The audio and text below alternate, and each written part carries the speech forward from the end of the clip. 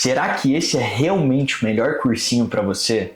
Cuidado, você pode estar caindo numa grande cilada. Fala Inevitável, seja muito bem-vindo a mais um vídeo aqui do nosso canal. Meu nome é Thiago Rosa, eu sou neurologista, preceptor aqui da Unicamp e nos últimos 4 anos eu já acompanhei mais de 1000 alunos no nosso programa de mentoria rumo às suas aprovações nas maiores residências médicas do país. E meu objetivo aqui hoje é te ajudar a responder uma pergunta que eu sei que paira na tua cabeça se você está começando a estudar para residência ou se você planeja começar a estudar no próximo ano. Qual é o melhor cursinho para eu fazer no meu ano de preparação? E eu já vou adiantando, eu não tenho o mínimo conflito de interesse nesse vídeo que eu vou fazer aqui contigo. A gente não tem nenhum tipo de parceria com nenhum cursinho e a grande ideia é eu conseguir te trazer clareza nesse processo decisivo, porque eu entendo hoje, depois de ter acompanhado esses mais de 1000 alunos, que para cada perfil de aluno existe um melhor perfil de cursinho. E eu quero passar sobre esses pontos aqui contigo para que você, tendo essa clareza, consiga tomar a decisão mais acertada no seu caso. E por que esse vídeo é tão importante? Esse vídeo é muito importante porque antigamente só existia basicamente uma principal opção de cursinho,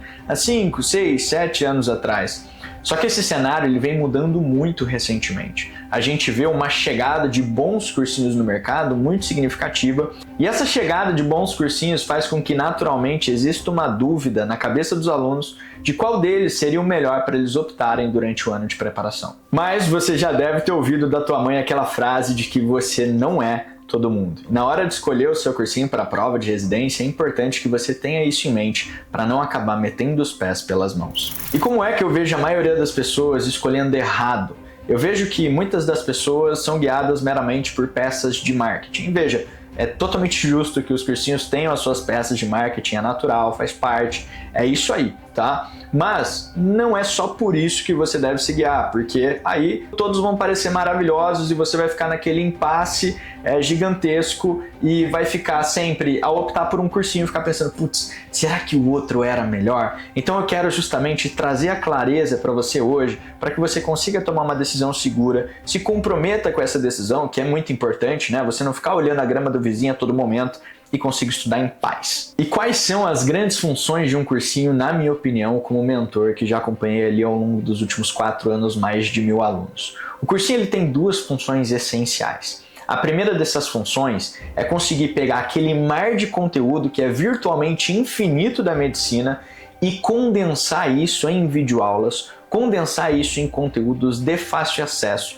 de fácil aprendizado, para que você esteja saindo do zero ou tenha você tido uma excelente formação na tua faculdade, você consiga aprender esses conteúdos, é claro, de modo direcionado ali para as provas de residência médica, que a gente sabe que tem as suas peculiaridades. A segunda principal função de um cursinho é te dar acesso a um bom banco de questões. Quando eu digo um bom banco de questões, é um banco de questões extenso, ou seja, com grande volume de questões, bem comentado, esses comentários podendo ser em texto, em vídeo, ou seja, a depender de qual banco de questões você for pegar, ele vai ter um perfil.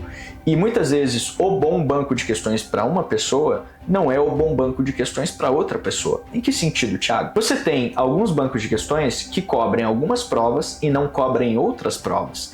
Será que o banco de questões desse cursinho que você vai escolher cobre as provas que você vai prestar? Esse é um ponto de atenção que você precisa ter. Ao mesmo tempo, existem alguns bancos de questões que não vão ter algumas questões comentadas, ou vão ter questões comentadas só por texto, ou vão ter questões comentadas por vídeo e texto. E existem pessoas que aprendem muito com comentários em vídeo. Existem outras pessoas que não dão a mínima para comentários em vídeo, acham que não agrega e só desperdiça tempo. Então é preciso entender, poxa, você é aquela pessoa que de ler e entender você se dá por satisfeito, ou você é um outro perfil de aluno que vai ter aquele perfil muito visual, muito auditivo, de você ouvir o professor falando, pegar a linha de raciocínio dele, pegar os trejeitos de fala dele muitas vezes. Isso vai te ajudar a absorver o conteúdo.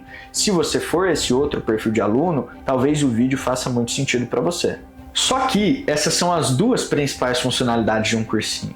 E muita gente se engana achando que o fato de você ter simplesmente cursinho vai resolver todos os seus problemas e vai ser o passaporte para o sucesso. Não, é só o início do que você vai precisar ter acesso, porque você vai ter que ter uma estratégia para amparar isso, e a gente vai falar sobre isso mais à frente. Mas, uma vez que você entende que o cursinho tem dois principais papéis, que é condensar todo esse conteúdo em videoaulas que sejam de fácil acesso, que você realmente consiga aprender, que não seja todas cheias de techniques, mas que realmente, independente do teu background ali na faculdade, você consiga aprender, que sejam aulas didáticas, tá? Se você entendeu que a segunda funcionalidade desse teu cursinho é te dar um bom banco de questões, a gente precisa entender que a forma como isso vai se estruturar ao longo do ano, isso também vai mudar de cursinho a cursinho. E esse é um primeiro ponto que eu quero trazer aqui com vocês em relação à distribuição de conteúdos ao longo do tempo. E aqui eu estou querendo dizer quanto a cronograma. Quando eu digo cronograma, eu quero que você entenda que cronograma não é o que você vai fazer em cada horário do teu dia e da tua semana de estudo. Não é isso. Cronograma é a sequência de assuntos que você vai estudar ao longo do ano.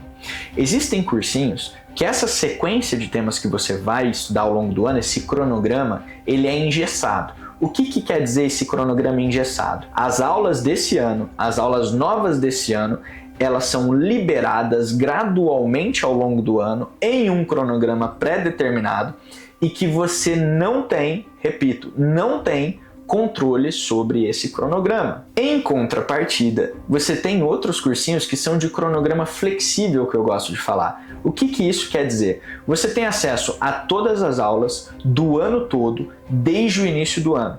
E aí você tem a liberdade de montar o seu próprio cronograma para seguir ao longo daquele ano. E aqui eu gosto de dizer que não há certo nem errado. Existem perfis de alunos diferentes para diferentes cursinhos. Por quê? Você pode ter a realidade de um aluno que ele está no internato, por exemplo. E para esse aluno que está no internato, faz muito sentido, muitas vezes, conseguir ter acesso a um cronograma flexível e que ele consiga conciliar ao máximo, nunca vai ser 100%, eu vou te falar o porquê, mas que consiga conciliar ao máximo com o dia a dia do internato. Por quê? Se você está numa rodagem de cirúrgica e você está estudando temas de cirúrgica, a tua agilidade na hora de estudar esse conteúdo é muito maior, porque você está tendo a vivência prática, então você vai pegando as coisas muito mais rápido. Ao mesmo tempo, quando você está ali estudando para residência sistemas de cirúrgica, se aprofundando com questões, começando a revisar, isso vai tendo um efeito na tua rotina do dia a dia, na tua prática do dia a dia, que você tem muito mais segurança, aproveita muito melhor o teu internato e consegue até se destacar mais no internato, porque você usou materiais de residência médica para estudar para os teus casos de dia a dia. Só que eu te disse que nunca vai ser 100%. Por quê? Porque, cara, no ano de preparação você tem 5 grandes áreas: preventiva, pediatria, GO, cirurgia e clínica. E talvez no teu ano do internato você não vá ter essas 5 grandes áreas. Depende da distribuição do teu internato. Ou talvez você até tenha essas 5 grandes áreas no teu ano de internato. Vamos colocar aí 10 meses de internato e você tenha 2 meses para cada uma dessas grandes áreas. Quando você vai avaliar a quantidade de conteúdo numa frente como clínica médica, numa frente como cirurgia, é uma quantidade de conteúdo muito maior do que você encontra em pediatria, do que você encontra em preventiva, GO tá ali no meio. E o que eu estou querendo te dizer com isso? Eu estou querendo te dizer que o conteúdo de preventiva, você não vai precisar de 2 meses para cobrir esse conteúdo. Então, em teoria, sobraria tempo desse teu estágio de preventiva que ficaria sem conteúdo.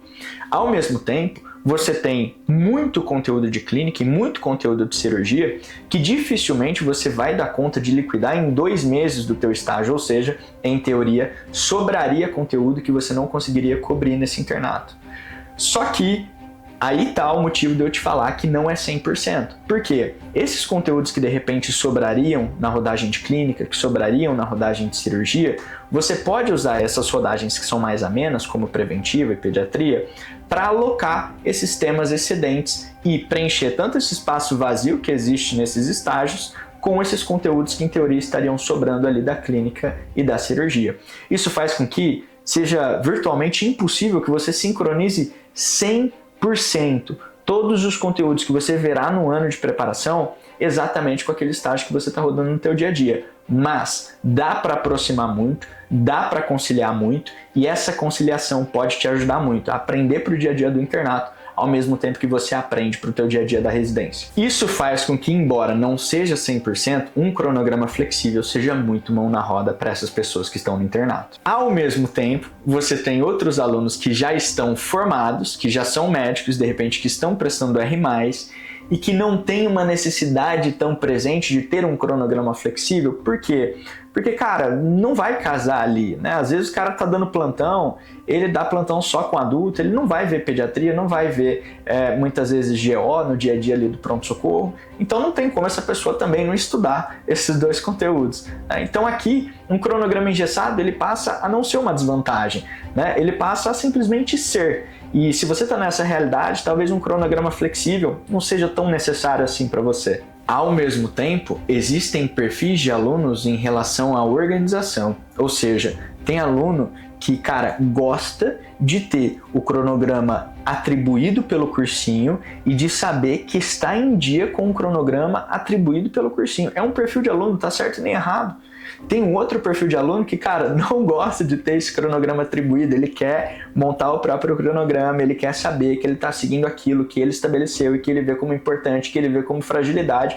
Para esse perfil de aluno, o cronograma flexível faz mais sentido, em contrapartida para aquele outro, o cronograma engessado faz mais sentido. E trago mais um ponto importante de atenção aqui. Antigamente, essa divisão entre cronograma engessado e cronograma flexível, ela era ainda mais presente. Hoje em dia, tem alguns cursinhos que eles flexibilizaram um pouco isso, como as aulas desse ano atuais, eles vão liberando pouco a pouco num formato de cronograma engessado, mas eles liberam a aula do ano passado para você poder ter acesso e conseguir cobrir essa lacuna que alguns alunos se queixavam de que eles só iam liberando pouco a pouco e não tinham acesso àquelas outras aulas que eles precisariam durante o ano de preparação, caso eles quisessem ter um cronograma flexível. Então aqui é um primeiro ponto para você refletir. Cara, qual é a minha situação atual? Eu estou no internato? Talvez um cronograma flexível faça mais sentido. Não estou no internato? Não é tão necessário. Um engessado tá ótimo para mim também. Ah, qual é o meu perfil? Eu gosto de ter o cursinho atribuindo o cronograma para mim e sentir que eu estou seguindo ferrenhamente? Talvez o engessado seja mais meu perfil. Ou não, eu gosto de montar o meu próprio cronograma e ter a consciência que eu estou seguindo, que eu acho que faz mais sentido para mim, baseado nas dificuldades que eu tenho aqui no presente momento. Eu já estudei em um ano anterior, então eu queria focar mais em determinados assuntos. Nesse caso, um cronograma flexível pode fazer mais sentido para você.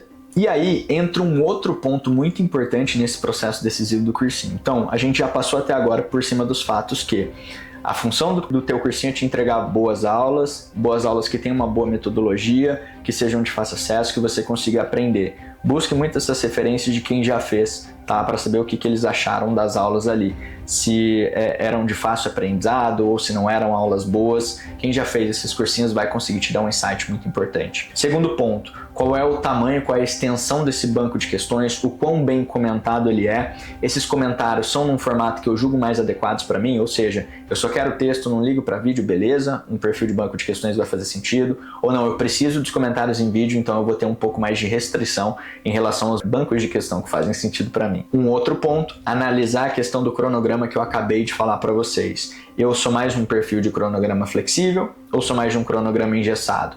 Quais são as opções de cursinho que conseguem me oferecer esse perfil de cronograma, esse perfil de acesso às aulas que eu preciso durante meu ano de preparação? E um próximo ponto que eu quero falar com vocês é a regionalidade de um cursinho. Você tem alguns cursinhos que eles são mais generalistas, ou seja, eles servem para o Brasil todo e não são ultra focados, não são ultra nichados, não são para uma região específica ou para uma prova específica. Você tem cursinhos assim. Em contrapartida, você tem outros cursinhos que eles são mais regionais, que por mais que hoje eles possam dizer que eles são para o Brasil inteiro, eles cresceram como regionais. Então, na estrutura, no core desses cursinhos, eles são muito fortes, por exemplo, no estado de São Paulo, ou, por exemplo, na prova do CSPE, enfim, você pode ter cursinhos que são mais focados em provas específicas. E aí, cabe você pensar, poxa, esses cursinhos que eu estou aqui avaliando, eles são generalistas? Beleza, isso não quer dizer que seja bom nem ruim, tá? Esse é um primeiro ponto. Beleza.